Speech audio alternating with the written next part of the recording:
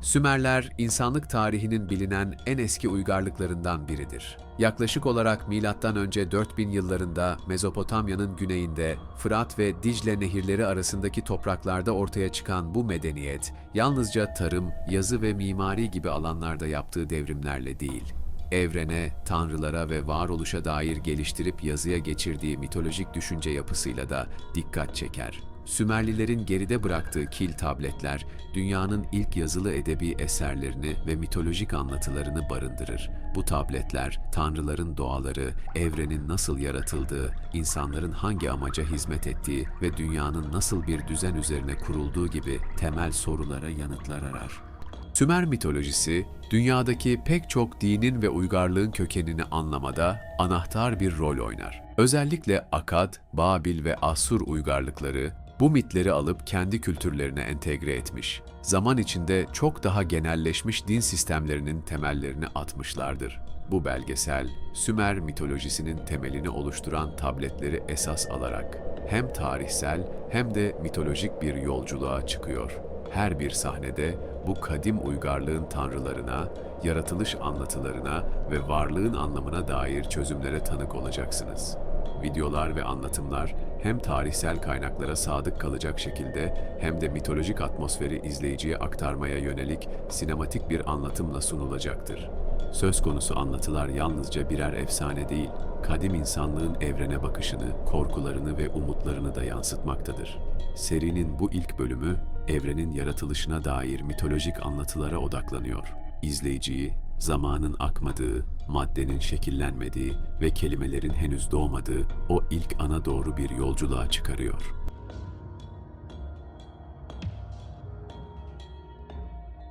Evren henüz yoktu. Ne ışık vardı ne de zaman. Maddenin adı anılmamış, yönler belirlenmemiş, tanrılar dahi doğmamıştı. Her şeyin öncesinde sadece karanlık vardı. Ama bu karanlık bir hiçlik değil, aksine her şeyin potansiyelini içinde taşıyan bir sonsuzluktu. Sessiz, yoğun ve ezici, kımıldamayan bir gece gibi. İşte o karanlık, sınırsız su okyanusuyla özdeşleşmişti. Bu kadim derinliğe Sümerler Nammu adını verdiler. Nammu bir tanrıçaydı ama aynı zamanda tanrıların bile doğmadığı bir çağda var olan ilk varlıktı. O, evrenin rahmi, hayatın hamuru, yaratımın titreşimsiz öz suyuydu. Bilinçsiz değil ama sessizce varoluşu bekleyen bir bilinçti. Zaman, onun içinde kıpırdamaya başladı. Önce bir dalga, sonra başka bir dalga, sonsuz deniz kendi içinde bir titreşim üretmeye başladı ve bu titreşim bir kıvılcıma dönüştü. Kutsal rahim içinden iki kudretli varlık doğdu. An, göğün tanrısı, ulu, sessiz ve yüce, uzaklığın bilgeliğiyle donanmış, sonsuzluğu kucaklayan boşluğun ilk katmanında belirdi. Ki yerin tanrıçası, bereketli, doğurgan, sabırlı ve derin, An'ın karşısında değil, onun tamamlayıcısı olarak yükseldi. An ve Ki birlikte evrenin iki kutbunu oluşturdu. Yukarıdaki gök ve aşağıdaki yer. Aralarındaki bağ kozmik dengeydi. Sümer tabletlerine göre bu ikilinin birleşimi sadece varlığı değil, düzeni de doğurdu. Bu düzenin adı Enlil oldu. Enlil, An ile Ki'nin kutsal birleşiminden doğdu ve onun doğuşuyla birlikte ilk kez nefes alındı.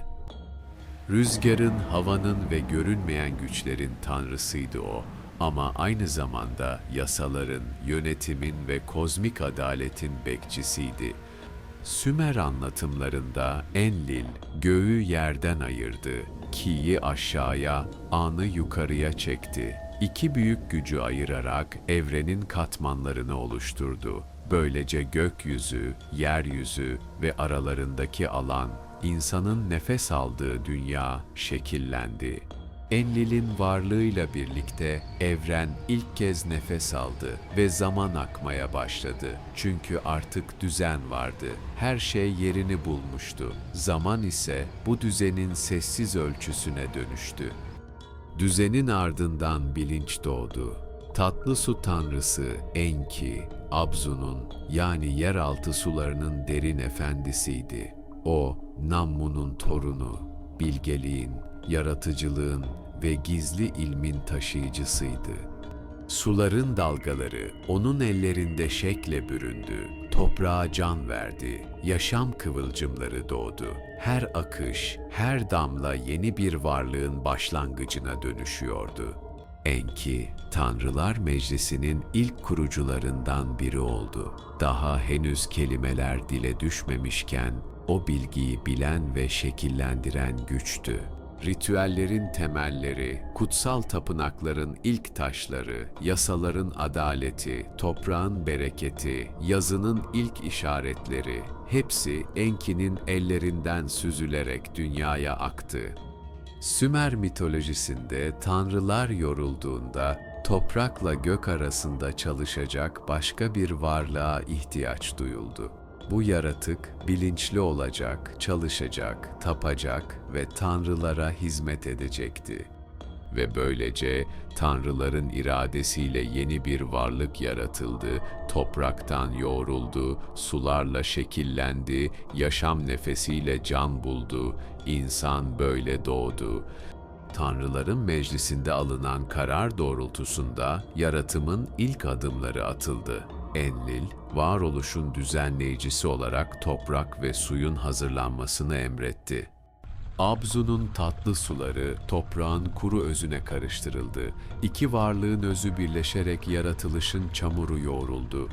Enki bu karışıma bilgeliğini kattı. Hayatın sırlarını taşıyan ilimle yoğrulan bu hamur artık sadece topraktan ibaret değildi. Nammu, derin suların annesi olarak yeryüzünün hamurunu getirdi. Ona şekil verildi. Eller, kollar, baş ve yürek biçimlendirildi. Ninhursag, yaratılışın biçim verici ana tanrıçasıydı. Doğumun, hayatın ve bedenin şekillenmesinde onun eli vardı. Aruru olarak da bilinen bu kutsal varlık, dağların hanımı ve bereketin kaynağı olarak saygı görürdü. Ninhursag ana tanrıçaların en bilgesi olarak doğurganlığın özünü ekledi. Bazı anlatımlarda tanrıların kanından da bir damla karıştırılarak varlığa bilinç ve ruh kazandırıldı. Kimi efsaneye göre yaratılışın ilk hamurunu Nammu yoğurdu. Onun ellerinde toprak ve su birleşti, hayatın ilk özü şekillendi. Bazı anlatımlarda ise Enki devreye girdi. Gizli bilgeliğiyle bu hamura yaşamın sırlarını, düzenin yasalarını ve varoluşun ilmini kattı. Enki'nin dokunuşuyla biçim verilen beden yalnızca topraktan değil, akıldan, bilinçten ve görev bilincinden de örüldü. Böylece yaratılan varlık hem dünyanın yükünü taşıyacak kadar güçlü, hem tanrıların iradesini anlayacak kadar bilinçli hale geldi. Ama hepsinde tanrıların niyeti açıktı. Kendileri için bir hizmetkar, evrenin düzenini sürdürecek bir aracı ve insan doğduğunda tanrılar huzura erdi. Ama huzur uzun sürmedi. İnsan çoğaldı, sorular sordu, gökyüzü altında şehirler kurdu, nehir kıyılarına tarım alanları açtı, tapınaklar yükseltti, medeniyetler doğdu. Topluluklar çoğaldıkça hem bilgileri hem de soruları büyüdü. Tanrıların verdiği görevleri yerine getirse de merakı dinmedi. Neden yaratıldığını, ne için yaşadığını, tanrıların iradesinin ardında hangi sırların saklı olduğunu sormaya başladı. Her yeni kuşak kendi anlatılarını şekillendirdi. Bu sorular ve arayışlar Sümer mitolojisinde pek çok efsanenin doğmasına ilham verdi. Bir kısmı insanın tanrılara karşı geldiğini anlatır. Diğerleri tanrıların kendi aralarındaki çekişmeleri ve anlaşmazlıkları dile getirir. Her anlatı evrenin yapısında yeni bir sarsıntının izini bıraktı ama her şeyin başlangıcı hep aynıydı. Her şey Nammu'nun sularında başladı ve o su hala orada, zamanı geldiğinde yeniden yükselecek. Çünkü hiçbir düzen sonsuza kadar sürmez ama her düzen onunla başlar. Bir sonraki bölümde göğün gecesinde doğan bir ışık, ay tanrıçasının sessiz yükselişiyle göksel denge yeniden kurulacak. Kaçırmayın.